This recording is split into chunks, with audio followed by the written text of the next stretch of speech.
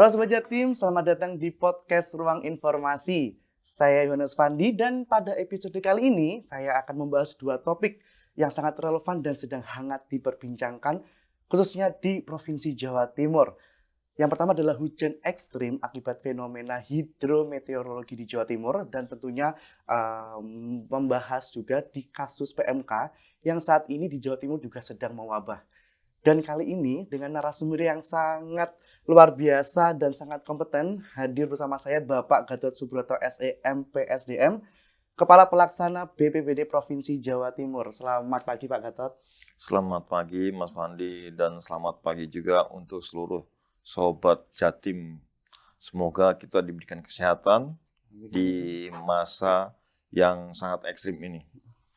Baik Pak Gatot, terima kasih atas waktunya, meluangkan waktunya bisa mampir Mas. ke sini Pak. Karena memang dua hal ini Pak, cuaca ekstrim dan juga kasus PMK ini sedang hangat di mana-mana Pak. Di Instagram kita lihat, terus di berita-berita, di rilis-rilis apapun itu kayak sedang mewabah. Dan kita kali ini akhirnya akan membahas terkait itu nggih Bapak. Ya.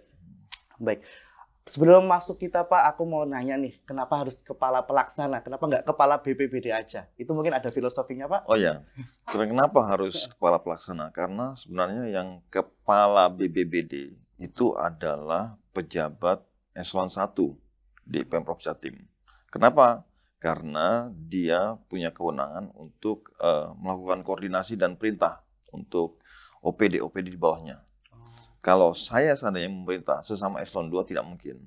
Sehingga ada kepala BPBD yang bisa memerintah langsung. Saya hanya kepala pelaksana selevel sama teman-teman eselon 2 dan tidak bisa memerintah mereka. Karena teman-teman eselon 2 yang lain adalah mitra kami juga. Oh gitu, jadi kayak untuk memberikan perintah dan juga kebijakan-kebijakan itu lebih ke kepala BPBD. Betul. Tadi, ya, Pak. Berarti kalau istilahnya eselon 1 yang menjadi kepala BPBD, untuk Bapak kepala pelaksana. Betul. Oke, baik. Pak, kita tahu nih Pak, akhir-akhir ini cuaca ekstrim kayak banjir, terus hujan lebat itu sering jadi di Jawa Timur sekarang ini lagi hitsnya itu ya Pak ya.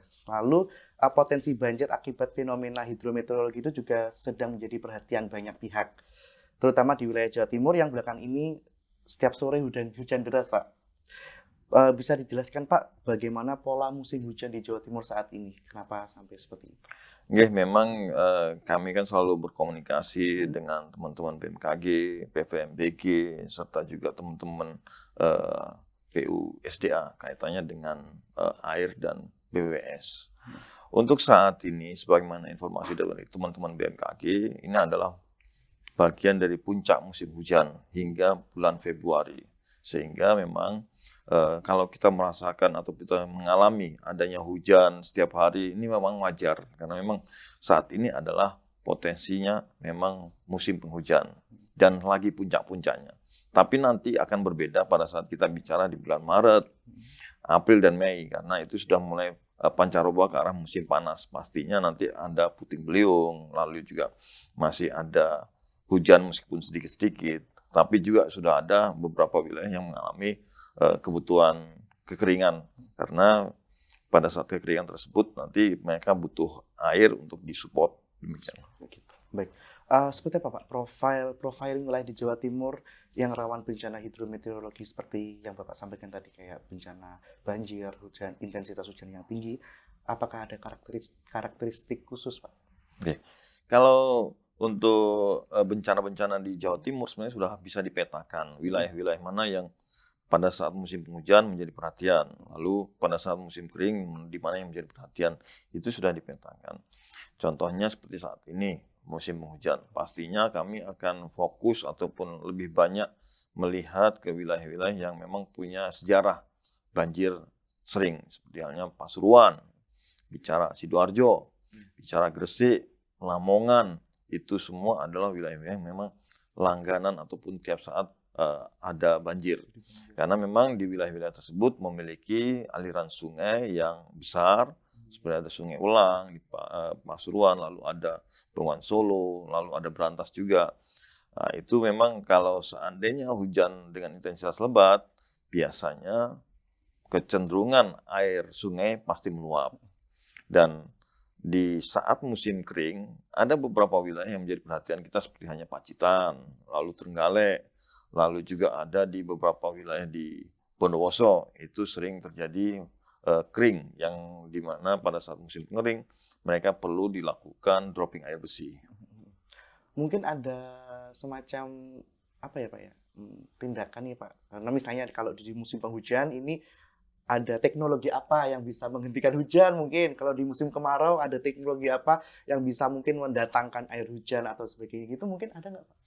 Oke, kalau saat ini musim penghujan pastinya ada langkah-langkah mitigasi untuk meminimalisir dampak dari hujan tersebut. Seperti halnya saat ini sedang kita lakukan operasi modifikasi cuaca Modifikasi yang cuaca. bekerja sama dengan teman-teman BNPB dan juga BMKG, di mana untuk menurunkan tingkat curah hujan ataupun menghindarkan suatu wilayah dari hujan yang lebat, maka hujan tersebut akan dibuang ataupun dilepas di laut. Ini salah satu upaya meminimalisir dampak hujan kepada daerah yang punya potensi ancaman bencana. Juga kami juga melakukan bersih-bersih sungai. Tapi memang perlu dipahami, sungai kita rata-rata masih belum maksimal dilakukan normalisasi. Lalu juga apabila dilakukan normalisasi, kendala di lapangannya banyak bangunan-bangunan penduduk ataupun bisnis warga yang berada di bantaran sungai. Ini pun juga menjadi kendala. Alat berat akan masuk ke sungai ataupun sampah yang ada di sungai mau dibuang ke pinggir sungai kiri kanannya. Juga selain itu beberapa tanggul yang punya kecenderungan sudah retak itu belum bisa dilakukan perbaikan karena ada beberapa hal teknis yang perlu dikaji oleh teman-teman OPD teknis. Lalu juga adanya beberapa sungai yang bukan kewenangan Pemprov sehingga harus dilakukan koordinasi baik dengan pusat maupun kabupaten. Itu beberapa hal yang kita lakukan di masa musim hujan seperti sekarang ini. Untuk musim kering, kita sudah melakukan koordinasi dengan teman-teman kabupaten kota untuk dropping air bersih. Juga untuk wilayah-wilayah tertentu, pemerintah pusat maupun PUCK provinsi sudah melakukan pipanisasi, juga pembuatan embung, di mana pembuatan embung tersebut diupayakan bisa meresap air dan nanti airnya bisa dimanfaatkan pada saat musim kering. Juga dilakukan pengeboran di beberapa wilayah untuk dilakukan pengeboran air untuk didistribusikan kepada warga yang terdampak kekeringan. Selain banjir, mungkin kekeringan Pak, potensi bencana hidrometeorologi Jawa Timur selain itu apa aja Pak? Selain banjir pada saat musim penghujan ini, pastinya kita harus antisipasi angin puting beliung, lalu juga angin kencang, lalu juga longsor, lalu juga ada beberapa wilayah yang mengalami abrasi dan juga ada rob. Itu yang perlu diantisipasi pada saat musim penghujan ini. Kalau cuaca ekstrim seperti itu Pak, seperti banjir atau angin kencang, puting beliung sampai tanah longsor, daerah mana saja Pak di Jawa Timur yang paling terdampak? Untuk di musim penghujan ini, fokus kami, contohnya seperti saat ini di Trenggalek. Ada gerakan tanah di mana ada beberapa rumah warga yang mengalami rusak karena tanahnya bengkak atau ya, Pak, retak, oh, iya, sehingga tidak layak untuk ditinggali. Sebagaimana arahan Pak PJ Gubernur untuk segera dilakukan relokasi, sehingga kemarin kami bersama Bapak Ibu dari Komisi E DPRD Jatim itu melakukan peninjauan untuk memastikan bahwa layanan pengungsian sudah diberikan oleh Pemprov Jatim serta persiapan lokasi untuk relokasi sudah disiapkan oleh Trenggalek. Dan dari peninjauan tersebut alhamdulillah lokasi untuk relokasi sudah disiapkan dan sesuai arahan Pak PJ Gubernur juga kegiatan relokasi segera dibangun bangunan untuk memindahkan warga ke tempat baru tersebut. Tempat yang lebih aman itu Pak. Iya, itu contoh satu yang Trenggalek. Lalu juga untuk wilayah-wilayah tertentu ada beberapa tanggul atau jembatan yang rusak. Sebagaimana arahan juga dari Pak PJ Gubernur untuk segera ditangani, ada beberapa jembatan yang sudah dibangun oleh Pemprov Jatim akibat dari bencana tersebut. Seperti yang di Pacitan, itu ada tanggul penahan tanah, sudah dilakukan perbaikan. Lalu juga ada jembatan di Trenggalek, lalu juga ada jembatan di Lumajang yang jebol, itu semua sudah dilakukan perbaikan oleh OPD teknis Pemprov Jatim sesuai arahan dari Pak PJ Gubernur. Oke, untuk yang tadi Pak, yang pergeseran tanah, itu kenapa Pak bisa terjadi pergeseran tanah? Dan itu apakah mungkin Pak di wilayah lain bisa terjadi seperti itu? Oke. Tadi saya dengar dari Bapak, benar-benar Pemprov Jatim ya, Pak PJ Gubernur juga Pak Kalaksa dan juga semuanya langsung responsif terhadap hal tersebut. Karena itu upaya yang luar biasa ya Pak ya, sampai ada relokasi rumah. Nah mungkin apakah bisa terjadi Pak di daerah lain? Ya. Atau mungkin ada langkah preventif? Kemarin itu pada saat bersama dengan Bapak Ibu Komisi E, bersama teman-teman OPD Trenggalek, juga kami dihadiri oleh teman-teman dari PVMBG, Pusat Vulkanologi dari Bandung.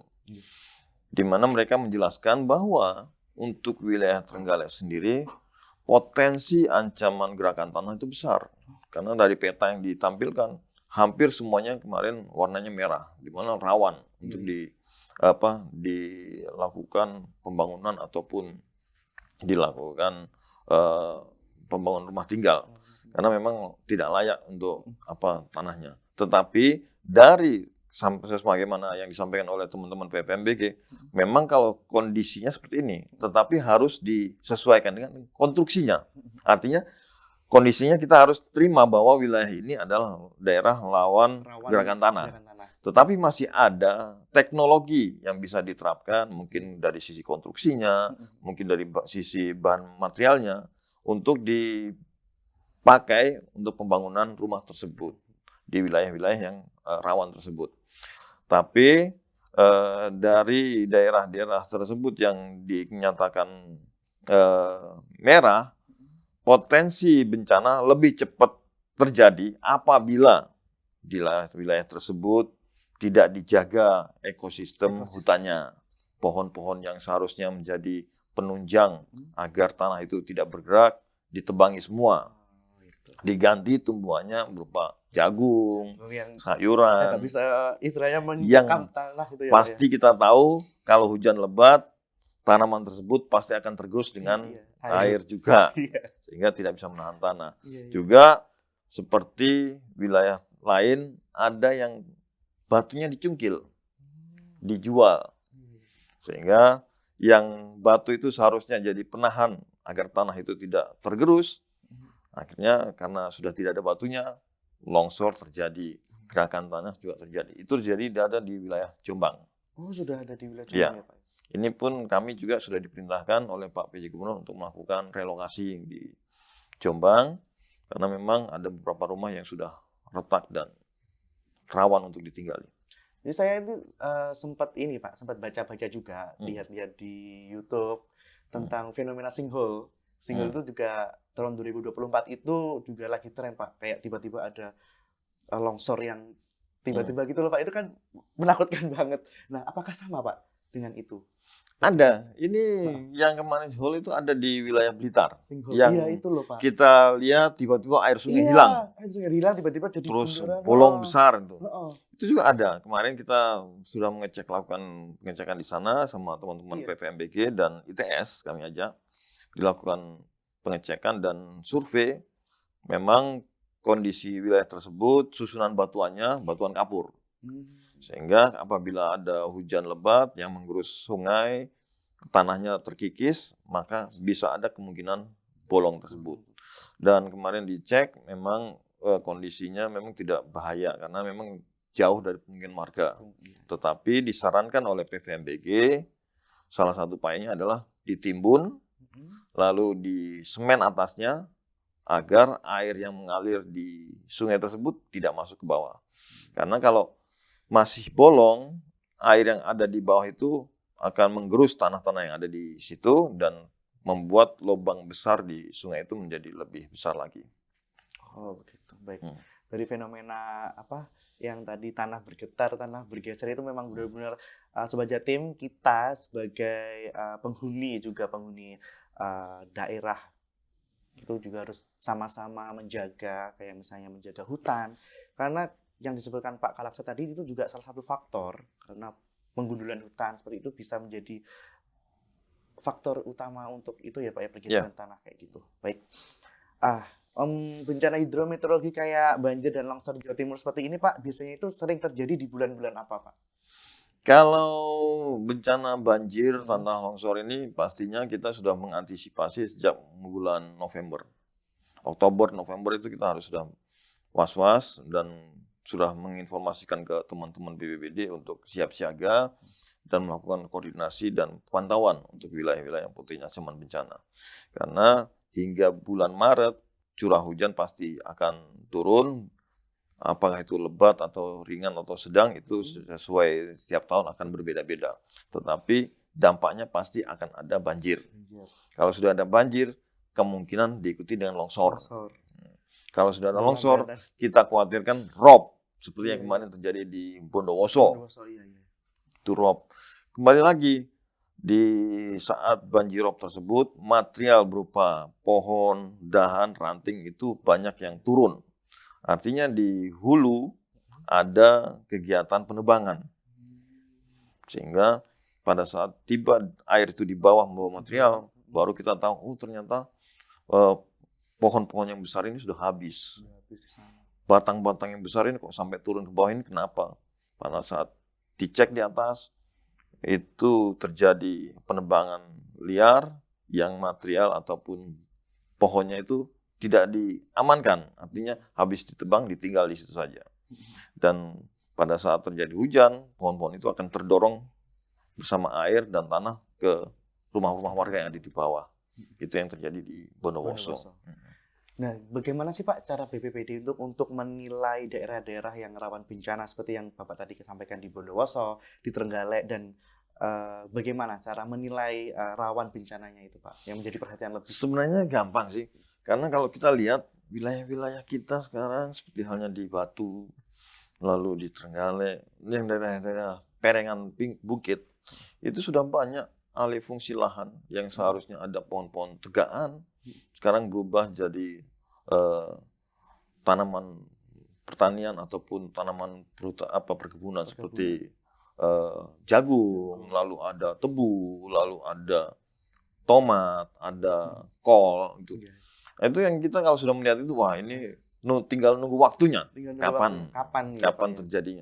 Tetapi pasti saja yang namanya hujan lebat akan membawa tanah-tanah yang sudah tidak ada penahan tersebut. Masalah waktunya kapan kita nggak tahu. Lalu juga terkait dengan mungkin ini dampak dari perkembangan jumlah penduduk ya. Banyak kita melihat wilayah-wilayah yang dulu resapan air.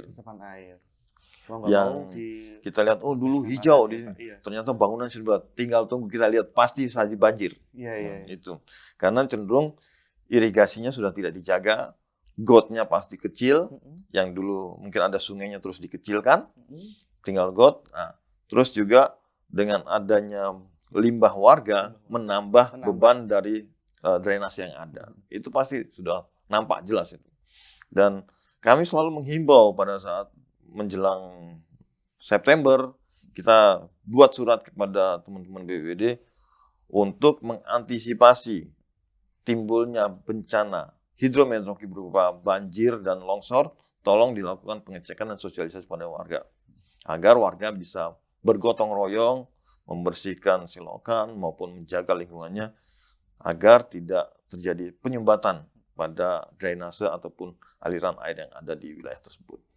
Baik, kalau menurut Bapak bencana hidrometeorologi ini Pak sesuai dengan tingkat risiko bencana, apakah hanya terjadi di daerah-daerah yang seperti Bapak bilang tadi di pegunungan atau di dataran tinggi? Apakah mungkin Pak, mungkin aja di daerah perkotaan kayak gitu bisa terjadi Pak? Sangat bisa. Dengan adanya perkembangan penduduk, tadi saya sampaikan Ada beberapa sungai yang kita tahu dulunya lebar, menjadi dipersempit karena mungkin pada saat musim kering tidak ada hujan, kan Kelihatan tidak bermanfaat. Iya. Oh, ini nganggur, bisa Nganggur. ditimbun atau dikecilkan. Lalu beberapa tahun tinggal di situ belum pernah ada banjir. Nah, itu menjadi alasan mereka, ini kebesaran, dikecilkan saja. Lalu juga ada sungai yang seharusnya dia lurus karena ada keperluan pengembangan baik itu rumah atau usaha industri, maka dibelokkan. Oh. Ada terjadi seperti itu. Lalu ditambah lagi dengan perilaku. Dengan adanya perkembangan kota, penduduk semakin banyak, warga yang tidak memiliki fasilitas pembuangan sampah akan melakukan pembuangan sampah di sungai tetangganya. Bukan di rumahnya loh. Di sungai tetangga. Rata-rata di sungai tetangganya. Tetangganya. Sehingga tetangganya yang kebanjiran, dia Kebanjiran, tidak. dia- Gitu. Oke. Seperti hanya mungkin saya contohkan di Waru. Di Waru Waru itu Sidoarjo. berkali-kali kita lakukan pembersihan sungai Sinir. Tapi di saat yang tidak lama, pasti akan kembali lagi sampah itu. Kalau kita lihat ada orang yang pakai sepeda motor, langsung bawa sampah satu kresek dibuang ke sungai. Juga terkadang teman-teman yang sudah tinggal di situ tertib. Tetapi dari atas, dari hulu, ada sampah yang mengalir dan numpuk di bawah. Itu jadi beban warga sekitar yang terkena dampaknya.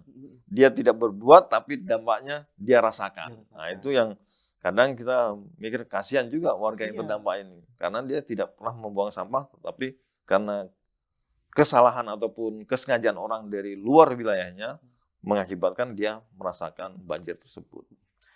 Baik untuk masyarakat-masyarakat yang mungkin kurang mengerti ya Pak ya tentang paling mungkin dia mikirnya satu kresek aja, tapi mereka nggak mikir dampaknya seperti apa.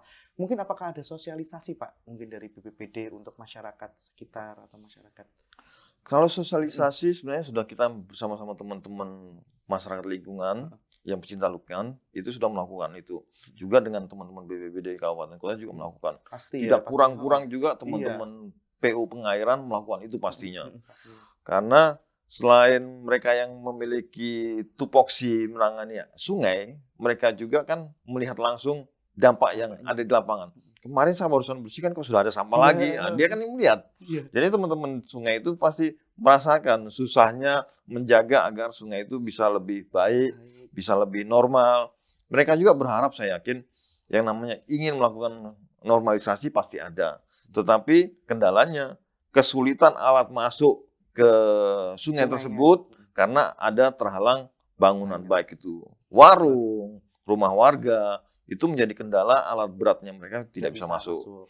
Juga seandainya alat berat bisa masuk, sampahnya yang akan dibuang ke kiri kanan sungai terhalang oleh bangunan-bangunan. Kalau ada truk yang disiapkan, bagaimana dia akan mendistribusikan sampah yang dari sungai ke truk tersebut karena ada penghalang bangunan-bangunan tersebut. Itu menjadi kendala di lapangan. Baik, ini mungkin bisa jadi catatan untuk Sobat Jatim ya. Sesuai kata pepatah Pak, sedikit-sedikit lama-lama menjadi bukit. Ini buat Sobat Jatim yang ada di hulu, yang menonton podcast ini, minta tolong supaya dikasih tahu mungkin saudaranya atau siapapun bahwa dengan kalian membuang sampah, nggak Anda yang kena, nggak Sobat Jatim yang di hulu yang kena. Yang di bawah itu yang merasakan dampaknya, impact-nya itu kerasa banget. Dan saya memang sering Pak, saya melihat ini kayaknya pemukimannya ini pemukiman bersih, terus kayak orang-orangnya juga orang-orang yang paham lah Pak tentang situasi alam, tapi kena dampak dari banjir. Jadi kan mungkin ada kurang perhatiannya dari teman-teman sendiri yang di daerah hulu, mikirnya dia nggak kena apa-apa Pak. Ada sungai ke bawah ya Pak ya, dibuang aja. Nggak tahu ya di bawah udah timbun. Yang sini kita kalang kabut semuanya untuk membersihkan itu. Tadi yang sampaikan Pak Gatot juga berbagai kendala juga ada, misalnya kayak memasukkan alat berat itu susah ya kan Pak. Nah makanya mungkin kesadaran teman-teman Sobat Jatim semuanya supaya bisa menjaga dan merawat bumi kita. Betul. Baik, Bapak, untuk sepanjang 2024 kemarin, Pak. By the way, ini podcast pertama loh, Pak. Podcast pertama Kominfo Jatim bersama dengan Pak Gatot. Karena memang lagi isunya hidrometeorologi dan PMK ini lagi naik, Pak.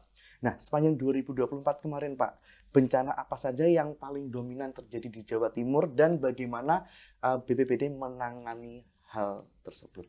Ya, kalau bencana yang dominan pastinya ada kekeringan sama banjir. kekeringan dan banjir. Ditambah juga ada angin puting beliung.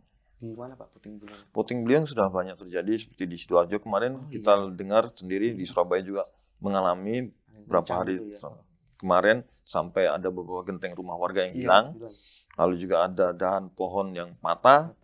Nah, itu semua adalah dampak dari hidrometeorologi juga. Rangkaian dari bencana hidrometeorologi. Yang terjadi selama 2024 sampai sekarang adalah ketiga bencana tersebut. Mulai puting beliung, banjir, sama kekeringan. Baik. Kita sekarang masuk ke ini Pak, wilayah sungai di Jawa Timur. Wilayah sungai di Jawa Timur itu berpengaruh terhadap kejadian bencana Pak, seperti tanah longsor, banjir. Nah, apa saja dampaknya dan bagaimana antisipasinya Pak? Dampak dari adanya kita diberikan sungai, 7 sungai yang ada di Jawa Timur, sungai besar, adalah pengairan sawah pasti lancar. Nah, tapi dampak negatifnya kalau hujan, kalau tidak dirawat sungai tersebut, pasti akan berdampak banjir. Kita diberikan kesuburan, tetapi di sisi lain ada potensi banjir. Kita diharapkan bisa bijak dalam hal menangani atau memanfaatkan sungai yang ada tersebut. Kita perlu adanya kerjasama baik dari masyarakat, dari warga sekitar, dan juga dari OPD terkait dalam hal menjaga agar sungai ini bisa bermanfaat untuk kemaslahatan umat dan bisa juga bermanfaat untuk pertanian yang ada di wilayah seluruh Jawa Timur. Dengan cara apa? Mungkin tidak membuang sampah, lalu melakukan normalisasi secara berjenjang ataupun dengan waktu-waktu tertentu. Karena memang yang namanya pendangkalan pasti ada. Tetapi kalau kita lakukan pengerukan dengan periodik, pastinya itu akan mengurangi dampak dari potensi banjir. Juga memanfaatkan jalur ataupun jalan inspeksi. Karena selama ini sungai itu sebenarnya ada jalan inspeksi. Di mana jalan inspeksi itu dimanfaatkan untuk apabila terjadi normalisasi ataupun pendangkalan, dilakukan pengerukan, maka alat berat bisa melewati tempat sungai jalan inspeksi tersebut. Juga apabila dilakukan pembuangan sampah bisa di jalan inspeksi tersebut. Karena akan memudahkan truk untuk memindahkan sampah dari hasil sungai, dinaikkan ke jalan dipindahkan ke kendaraan angkut tadi. Itu yang harus dijaga fungsinya agar semua bisa baik. Juga ada satu lagi ini tambahan pemanfaatan sungai, yaitu adanya penyeberangan. Penyeberangan yang dimanfaatkan oleh warga, baik itu seperti di Kediri, di Blitar, di Jombang, itu kan sungai untuk memudahkan masyarakat berpindah dari satu tempat ke tempat lain, untuk waktunya lebih hemat, dibuatlah penyeberangan. Tetapi tolong penyeberangan yang dibuat juga menjaga agar tanggul sungai tetap berfungsi dengan baik. Jangan sampai karena untuk bisnis dan tanggul sungai itu dianggap menghalangi, dikepras biar rata untuk memudahkan transportasinya lewat, tetapi di sisi lain pada saat hujan lebat itu menjadi jalan air keluar dari tanggul yang sudah disiapkan.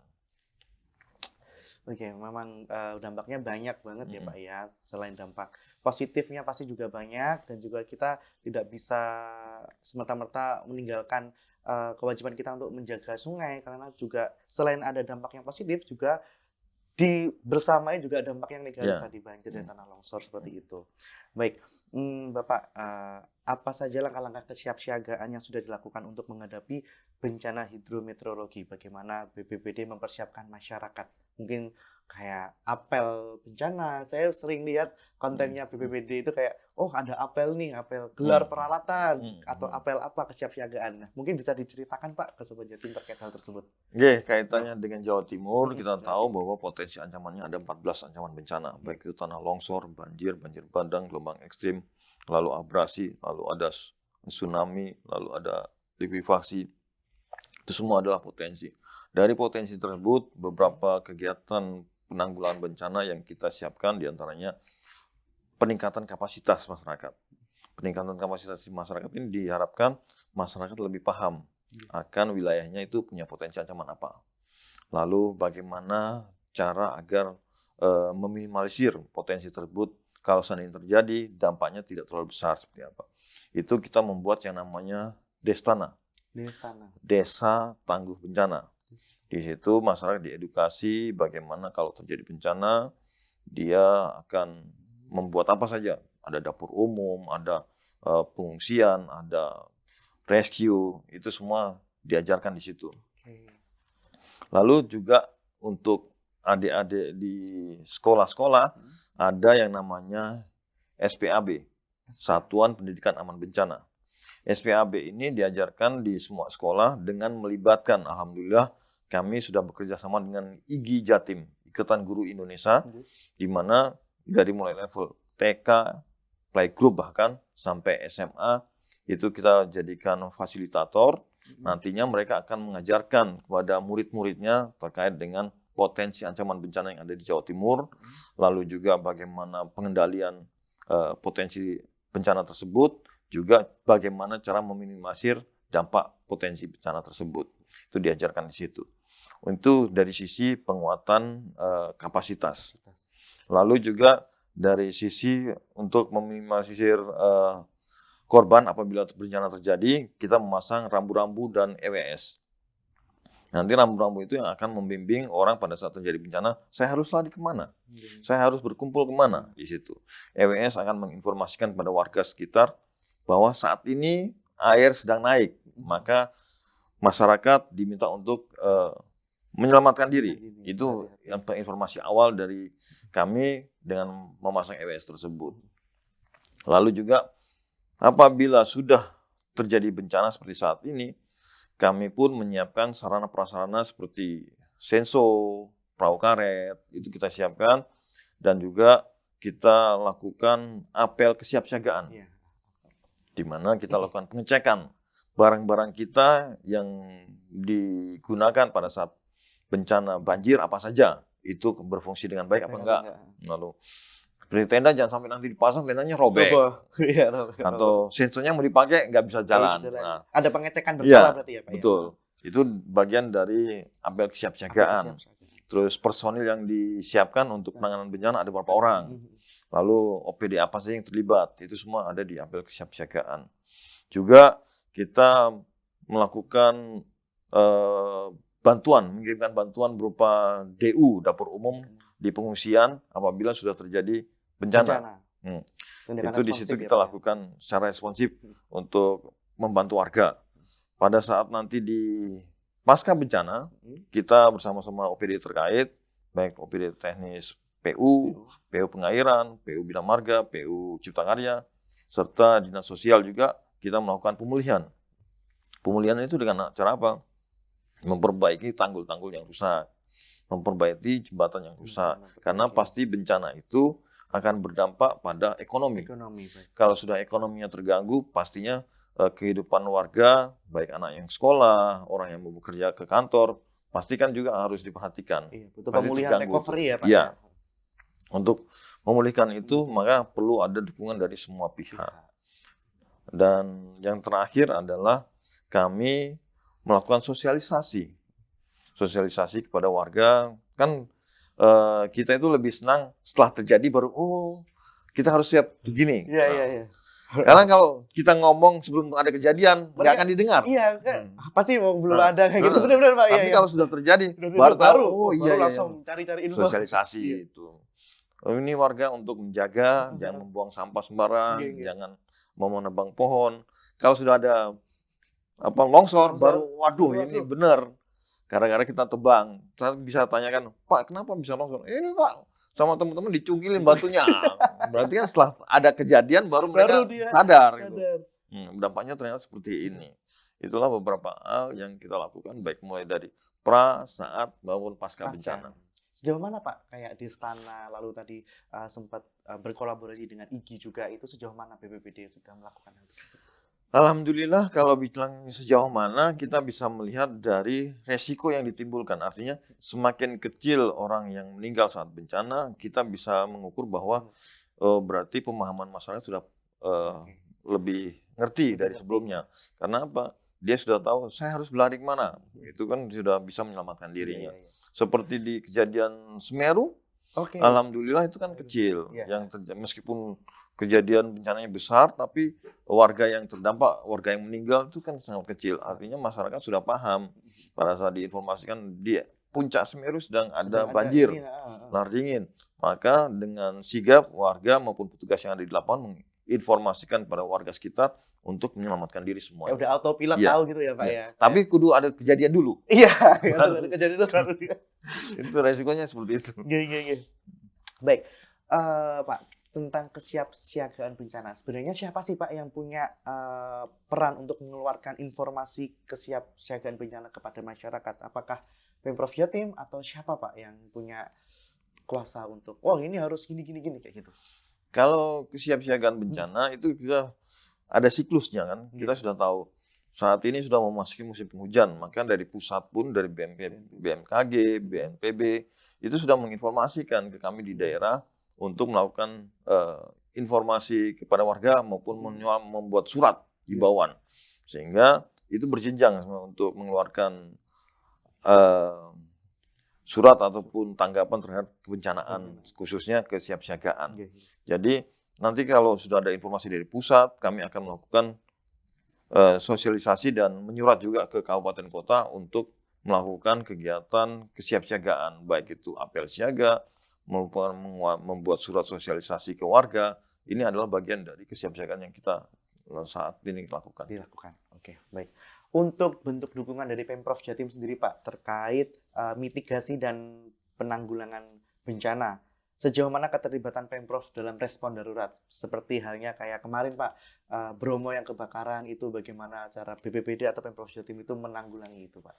Oke, alhamdulillah Pemprov Jatim ini suatu adalah pemerintahan yang sangat bagus, karena kita lihat sendiri betapa keterlibatan semua elemen, baik itu OPD, terus DPRD-nya, lalu juga TNI Polri-nya, dan juga kebijakan dari Gubernur, Pak Sekda, semua itu sangat baik.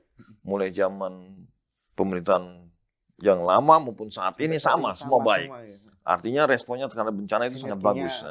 Sehingga ini membuat penanganan bencana di lapangan bisa teratasi dengan cepat. Contohnya seperti halnya pada saat ini kita tahu banyak gunung-gunung ataupun area-area yang gundul. Betapa teman-teman DPR itu mendorong untuk dilakukan rebuisasi. Betapa mereka mensupport dari sisi anggaran, dari sisi tenaga. Mereka siap untuk mendukung apabila dilakukan rebuisasi. Pemerintah provinsi, Pak Gubernur, PPJ Gubernur memberikan instruksi agar dilakukan penanaman, kegiatan penanaman menanam. Baik dari kehutanan, lalu juga kami, lalu LH, itu punya agenda-agenda rebuisasi tersebut. Belum lagi dukungan dari pusat, dalam hal ini perhutani, juga melakukan hal-hal yang tersebut. Belum lagi masyarakat. Masyarakat kita itu sangat elok, di mana mereka sangat senang dengan kegiatan-kegiatan yang berbau lingkungan. Bersih-bersih, mereka tanpa disuruh ada yang melakukan. Penanam pohon dengan sadar mereka melakukan penanaman. Ada lembaga-lembaga yang melakukan kegiatan tersebut. Juga kerjasama dengan pusat itu bisa dilihat juga pada saat terjadi kebakaran hutan. Betapa cepatnya pada saat itu Ibu Khofifah waktu masih menjabat gubernur meminta bantuan BNPB dan segera dikirimkan helikopter untuk pemadaman api di Bromo. Dan juga pasca kebakaran TNBTS melakukan penanaman kembali bersama dengan teman-teman di Pemprov Jatim. Dan sekarang bisa kita lihat Bromo indahnya seperti betul. Apa. Karena memang gerak cepat dari luar biasa ya Pak. Saya bersyukurlah pemerintah daerah ini sangat care terhadap dengan kebencanaan. Juga kita lihat di Kelut, mau ada di Lawu yang terjadi kebakaran, itu bisa segera dipulihkan. Itu bagian dari bentuk kepedulian pemerintah dan lembaga-lembaga yang ada di Jawa Timur, serta organisasi yang ada di Jawa Timur untuk mensupport penanganan bencana. Tetapi kembali lagi masih ada masyarakat yang tanda kutip kurang peduli. Ini yang kita coba untuk merangkul kepada teman-teman yang masih kurang peduli untuk menjaga alam. Karena kalau alam itu dijaga dengan baik, maka dia juga akan menjaga kita. Menjaga kita, bener. Ini quotes yang luar biasa loh, Sobat Jatim dari Pak Gatot. Karena memang siapa lagi kalau bukan aku, kamu, dan kita semua ya Pak, untuk menjaga bumi ini. Ya. Tapi memang saya sangat berkesan banget yang waktu Bromo yang lagi viral itu Pak. Ya, kebakaran Berapa hari setelah itu tuh kayak langsung hijau. iya, itu kan luar biasa ternyata. Memang ini adalah bentuk keterlibatan Pemprov dan sinergi dari pusat. Ini kayak yang bagus ya Pak ya, koordinasi yang baik. Betul. Nah, kayak gitu loh teman-teman. Pemerintah itu sudah berusaha semaksimal mungkin untuk memulihkan apa yang mungkin masyarakat bikin. Kayak misalnya kebakaran itu kan secara tidak sengaja ya Pak ya. Tapi itu memang harusnya dikasih tahu juga kalau di wisata alam atau apapun kita memang nggak boleh seperti itu. Dan ini membuktikan bahwa Pemprov Jatim juga dukungan dari DPRD untuk pusat itu juga bersinergi sama-sama menjaga dan ya luar biasa sih untuk penanggulangan bencananya itu kayak oke banget gitu. Jadi tinggal kita aja nih masyarakatnya, Sobat Jatimnya ini yang harus aware sama lingkungan sekitar. Kayak kemarin cuman kecil ya Pak ya, cuman main. Iya, mulainya dari flyer. Flyer aja bisa bikin gosong satu Bromo. Itu benar-benar aku sakit hati sih Pak. Saya pribadi itu sakit hati. Tapi saya lihat beberapa hari ke depan, wah kok hijau. Dan kemarin saya awal tahun ke Bromo Pak, menikmati itu. Hijaunya itu ya. Hijaunya itu sekarang jauh lebih bagus juga. Kayak lebih hijaunya asli. Hanya kita kasihan sama satuannya yang mati gara-gara kebakaran itu. Oh iya, satwa-satwa yang terdampak itu ya Pak ya. Begitu mungkin bisa jadi pelajaran buat kita semua ya Bapak ya, tentunya Sobat Jatim dimanapun kalian berada. Baik, Bapak, untuk mengurangi dampak cuaca ekstrim, itu saya sempat lihat atau saya sempat apa ya Pak ya, kayak ada penaburan garam dari atas, itu bagaimana Pak kronologinya? Ya, memang untuk mengurangi intensitas hujan, kemarin tadi saya di awal sampaikan, kita salah satu upayanya adalah OMC. Operasi modifikasi cuaca. Yang tadi modifikasi itu kita bersama sama teman-teman BMKG untuk melihat potensi di Jawa Timur mana yang punya ancaman bencana banjir, maka dilakukan OMC. Alhamdulillah memang beberapa hari kemarin juga sempat kita rasakan panas, tapi di sisi lain ada warga yang membutuhkan air. Jangan sampai di OMC terus, tapi ada wilayah-wilayah yang bergantian nanti. Gilirannya mana yang perlu di OMC, mana yang harus dilepas. Karena memang hujan itu diperlukan juga. Tidak harus panas terus, tapi biar semua berjalan dengan baik, keseimbangan perlu dilakukan. Baik, oke Bapak, kita udah ke hidrometeorologi tadi udah ya Pak ya. Sekarang kita masuk ini Pak, ke hubungan bencana hidrometeorologi dengan kasus wabah PMK yang sekarang juga lagi hangat jadi hot issues di masyarakat. Saya kemarin dilihat Pak PJ Gubernur ada tindakan preventif untuk memberikan vaksin, dan kemarin kalau nggak salah terakhir di Kota Batu ya Pak ya, di Kota Batu kayak Pak PJ juga ke sana. Nah, bagaimana kaitan Pak antara bencana hidrometeorologi dengan wabah PMK ini di Jawa Timur? Memang ada bencana alam sama bencana non alam. Ini kalau pandemi kan bencana non alam berarti. Kalau kami di BPBD sebenarnya hanya mensupport apa yang sudah dilakukan oleh OBD teknis, di mana kewenangannya adalah di Dinas Peternakan. Dinas Peternakan melakukan vaksinasi, kami melakukan penyemprotan agar wabah yang terjadi di Jawa Timur ini bisa segera berakhir ataupun diminimalisir. Kami melakukan penyemprotan baik itu di kandang, lalu di pasar hewan, lalu di lalu lintas hewan yang melalui baik itu masuk ke Jawa Timur maupun keluar Jawa Timur. Ini salah satu upaya untuk meminimalisir penyebaran penyakit PMK. Hubungannya Pak, hidrometeorologi yang kayak hujan lebat atau cuaca ekstrim dengan wabah ini tuh apa Pak? Misalnya mungkin intensitas hujan tinggi menyebabkan PMK ini bisa cepat menyebar atau bagaimana? Sebenarnya sih dengan adanya posisi sekarang ini musim hujan dan intensitasnya lebat, pastikan yang namanya kandang becek, lalu juga tempat penjualan hewan di pasar hewan pasti kan jadi kotor dan tidak terumat gitu, tidak terawat. Nah, ini juga menyebabkan mudahnya virus untuk berkembang. Dan kalau sudah ada satu virus yang menjangkit satu hewan, dia akan berkembang dengan cepat dan bisa menjangkit ke yang lain. Kalau sudah hujan gini, orang jadi malas bersih-bersih Iya. karena khawatir kehujanan ataupun malas dengan becek-beceknya. Becek-becek. Dan itulah yang menyebabkan dengan cepat dan juga adanya kelembapan ini yang membuat virus menyebar dengan cepat sekali. Bagaimana BPPD Jatim untuk merespon hal tersebut, Pak, untuk menanggulangi penyebaran virus PMK? Alhamdulillah koordinasi dengan Dinas Peternakan ini sangat baik dan informasi yang disampaikan oleh Bu Kadis kepada saya, kami tindak lanjuti dengan menugaskan seluruh teman-teman staf di BPPD untuk merespon PMK tersebut, bergandengan tangan dengan BPBD Kabupaten Kota melakukan tindakan penyemprotan seperti tadi, lalu juga membagi desinfektan kepada warga untuk dilakukan penyemprotan secara mandiri, juga bekerja sama dengan TNI Polri, dan kami pun sekarang mengajak melibatkan pramuka untuk melakukan penyemprotan.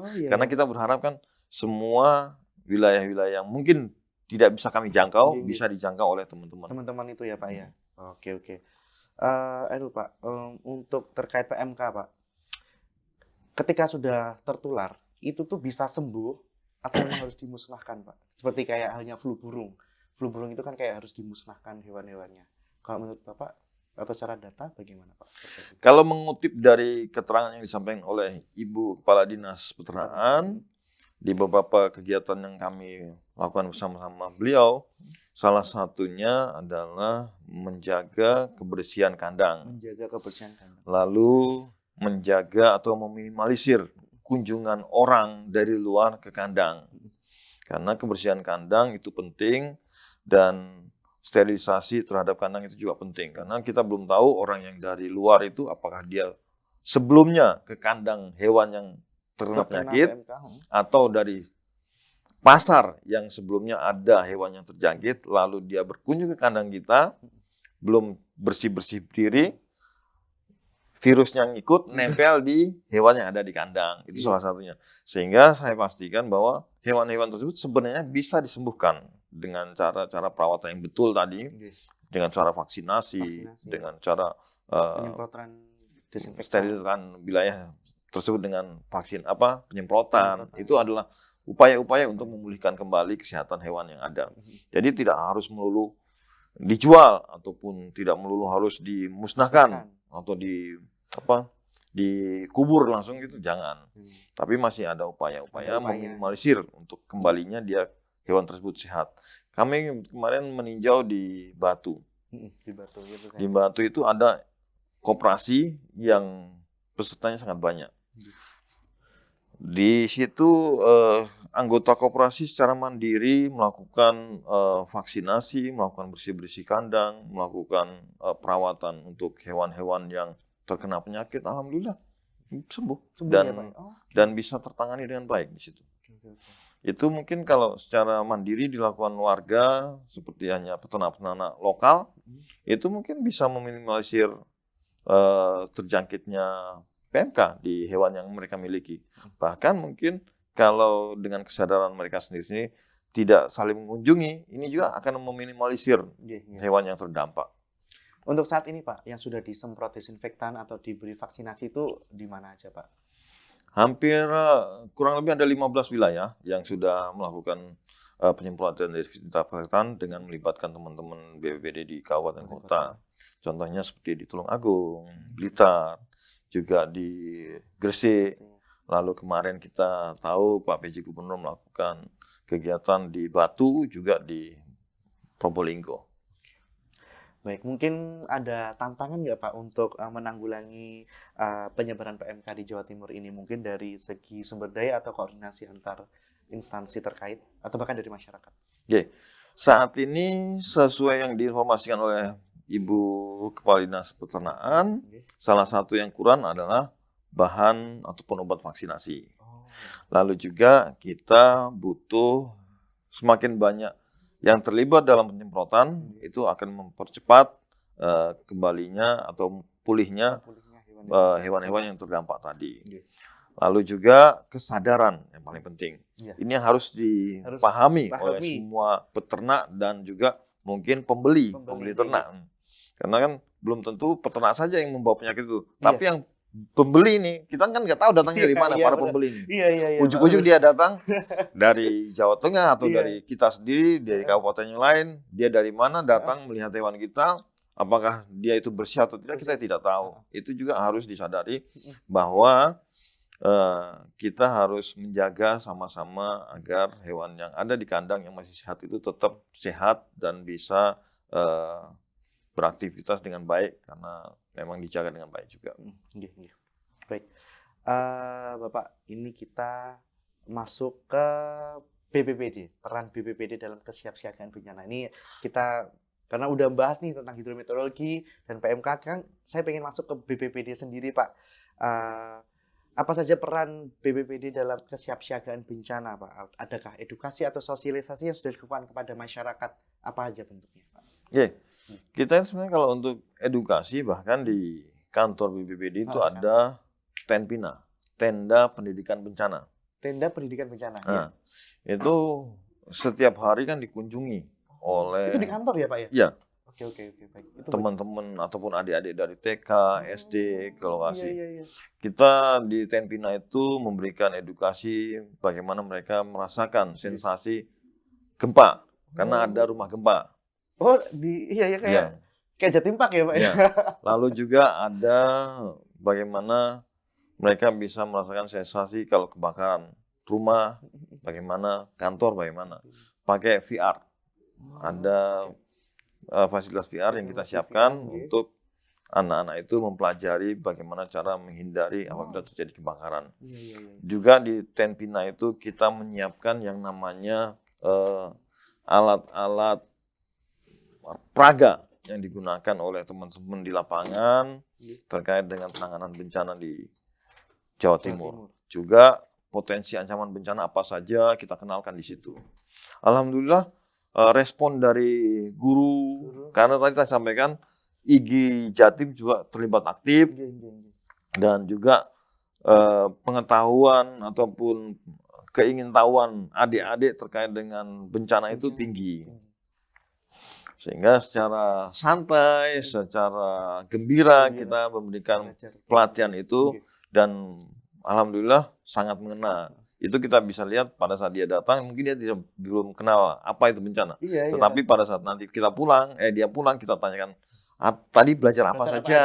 Tadi tahunya apa saja? Dia bisa menceritakan dengan baik. Itu gimana, Pak? Kita bisa tahu ada TENPINA ya, tempat apa, Pak? Tenda Pendidikan. Tenda Pendidikan. Itu bagaimana masyarakat bisa tahu itu, Pak? Itu bisa dilihat di IG BPBD Jawa Timur. Lalu ada juga untuk umum di situ.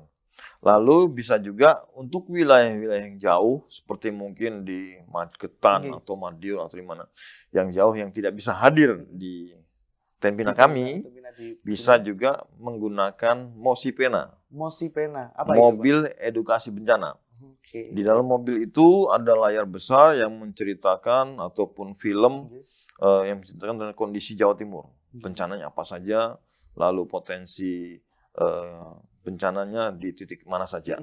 Juga apa saja yang sudah dilakukan. Di situ sudah ada video dan juga ada nanti teman-teman yang memberikan sosialisasi. Juga ada layar interaktif di mobil tersebut. Di mana nanti ada permainan. Jadi anak-anak yang sudah mendapatkan sosialisasi dicoba dengan layar interaktif itu. Dia sudah paham tidak terhadap pembelajaran ataupun film yang ditampilkan tadi. Dan kita siapkan juga buku-buku di dalam mobil tersebut, buku terkait dengan kebencanaan.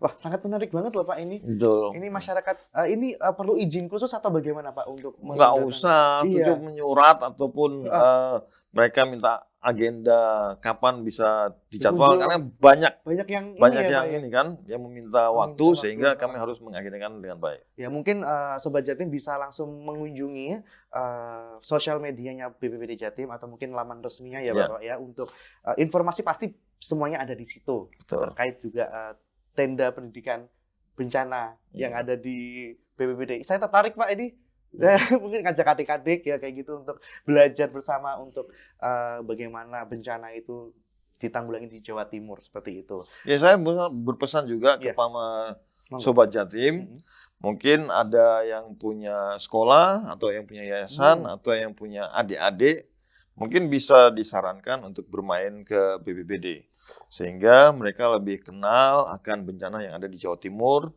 Di sana selain ada alat-alat simulasi bencana, juga kami punya kebun binatang kecil yang bisa dinikmati oleh pengunjung, juga bisa menikmati juga yang namanya tadi saya sampaikan, selain yang ada di tenda, ada rumah gempa yang bisa dirasakan sensasinya. Jadi kita mengenalkan bencana sejak dini ya Pak ya. Ya. Ini luar biasa banget, ini terobosan yang sangat luar biasa Pak dari BPBD. Betul.